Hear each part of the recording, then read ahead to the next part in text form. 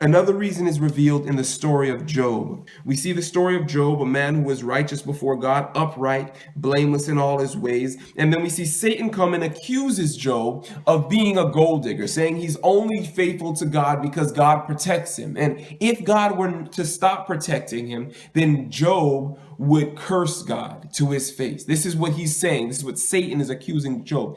Now we see here God does not want to afflict Job. Of course he doesn't, because he's put a hedge around Job to protect him. So he doesn't want to have Job suffer any loss.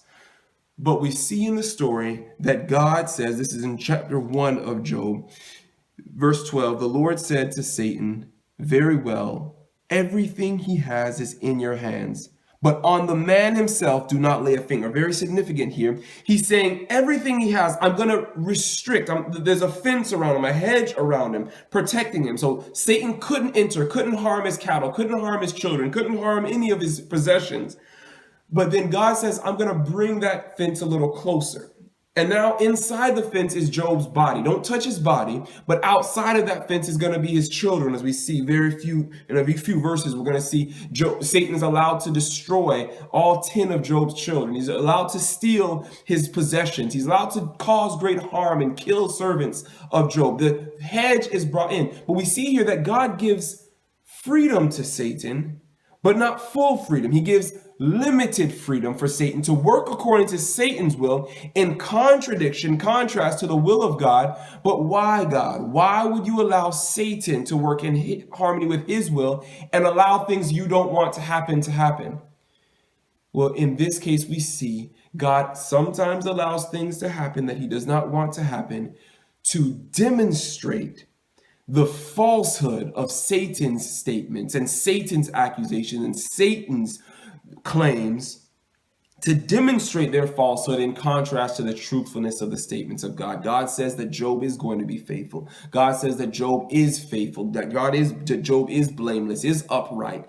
Satan says no, he's not. And in this case, we see God says, okay, I'm going to allow some things I don't want to happen. I'm going to allow some bad things. I'm going to allow even death of 10 of Job's children, of many of Job's servants, going to allow all kinds of hardship here, evil to take place. God is going to allow evil to prove that Satan's claims are a lie, to prove that Satan is a liar from the beginning and even the father of lies, and that all that God has said from the beginning is true. This is why God sometimes allows things that he does not want to happen.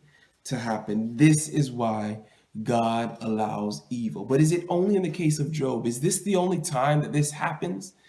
No, this principle finds itself from the beginning until the end of this terrible, great controversy that we're in as humans. From the beginning, from the fall, from that old serpent called the devil and Satan appearing in the garden to Eve, he tells her some lies. He makes some claims, just like he does here in Job. He says some things that are not true. And what does God do? Does God just come in and say, I'm true and he's a liar? No, God there does what he does here in Job. He allows Satan the opportunity to demonstrate the falsehood of his claims. He allows the freedom of choice. He allows Eve, who by disobedience, Adam by disobedience, who are persisting in their will in contradiction to God's will. They're insisting on that. He allows them, as we saw in the other example, he allows them to see the wisdom of his way and the foolishness of their ways.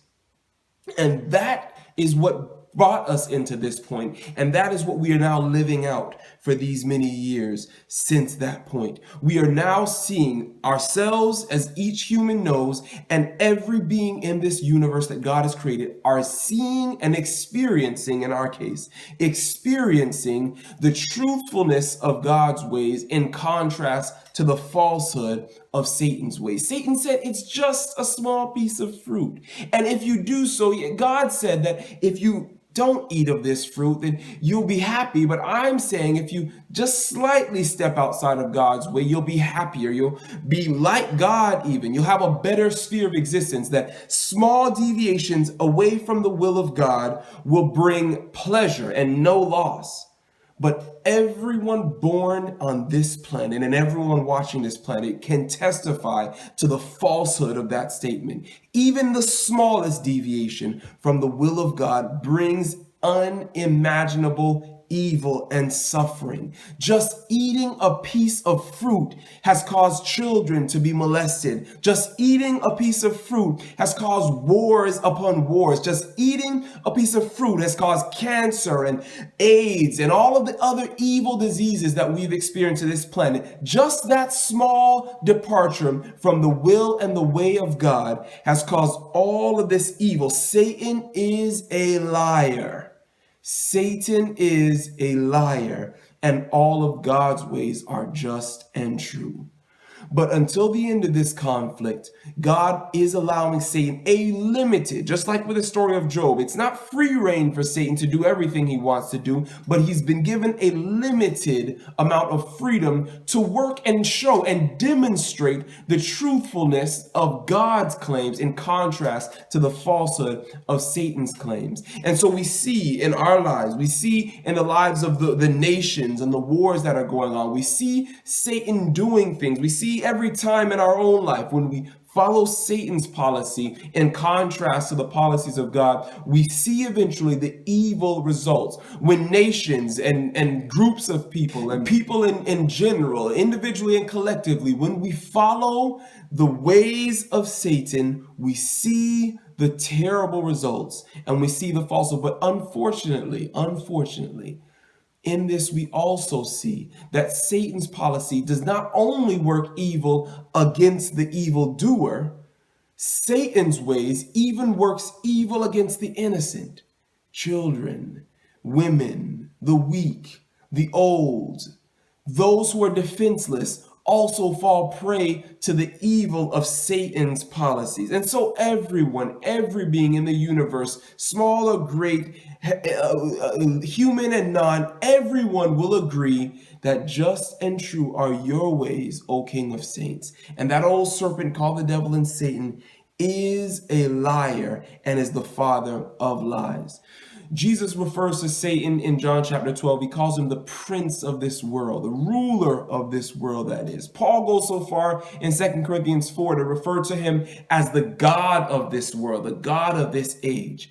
And if Satan, being the ruler, being the God of this world, he has brought about all of the evil that we see here, then no, Satan, you will not be worthy to ascend to the Most High and to be like God as he claimed to want to be, as the Bible records in Isaiah. You are not worthy to sit on the throne of God. You are not worthy to rule the universe, because we see the results of a planet, of a government under your policies. And this is the theater that earth has become. This is the place where earth is allowing Satan to work out the policies of his government, and that all the universe might see. And unfortunately, we humans who by our ancestors have chosen to accept his policies, we have to experience the evil of that. So here we see something of the purposes why God allows things that he doesn't want to happen to happen. And we also kind of know something of this experience. We, in a much smaller scale, not in any way in the terrible, grand way in which God is experiencing this. Maybe you wake up one morning, you don't feel like going to work. It's not your will to go to work. You don't want to go to work. However, it is your will that you should keep your job. It is your will that you should have bills paid. It is your will that you should have gainful employment. So in the long term, you see that that is your will. And to accomplish that will, you have to subject your short-term will. You have to sacrifice your short-term will, your desire to stay in bed and sleep a little longer. You have to subject that and sacrifice what you want in the short term for the long term. And in the same way, God, though he does not want children to be born with AIDS, though he does not want people to have to go through divorce, though he does not want people to have to be lonely, though he does not want people to have to endure the evil, the suffering, the hardships that people endure in this terrible and evil planet, he is willing to sacrifice the short-term desire that he has for the long term. the security, the peace, the trust of the universe. And he knows, unfortunately, this is the only way to secure that long-term peace, that long-term trust, is to endure these short-term heartaches. Paul says it in this way. He says that the present suffering is not worthy to be compared to the glory that shall be revealed in us. And Paul points us to that greater weight of glory that we shall be revealed. This is what God is looking for. Jesus, it says in Hebrews that Jesus, for the joy set before him, he endured the cross, though he despised its shame. He sacrificed that short-term suffering for the long-term goal. And this is what we have pictured before us as to why God is allowing this evil, why God is enduring the suffering that takes place on this planet. No, it does not make the suffering easier. No, though it does not make the evil any less evil, but at least it helps us to see the grander scale and to see that things are not going out of control, that things are not going without a bound, that Satan has limits that God has set. And he has that ultimate limit when he that will come shall come, when Jesus shall return and bring an end to all of the evil, to an end to all of the suffering. And what does Revelation say? That God himself will wipe away all tears from our eyes, that God will comfort those who have been afflicted. God will explain to you why you had to endure that hardship, why you had to endure the rape, the molestation, why you had to endure the loss of a loved one, why you had to endure cancer for so many years, why you had to endure all of these things. God himself will explain this to us, will wipe the tears from our eyes, will comfort us, and tell him that now, for eternity to come, rest in the joy of your Lord. Rest in trusting me. Sin and sinners will be no more. All the universe will be able to be resting in confident trust in the God of love, who has proven himself worthy to hold forever the throne of the universe.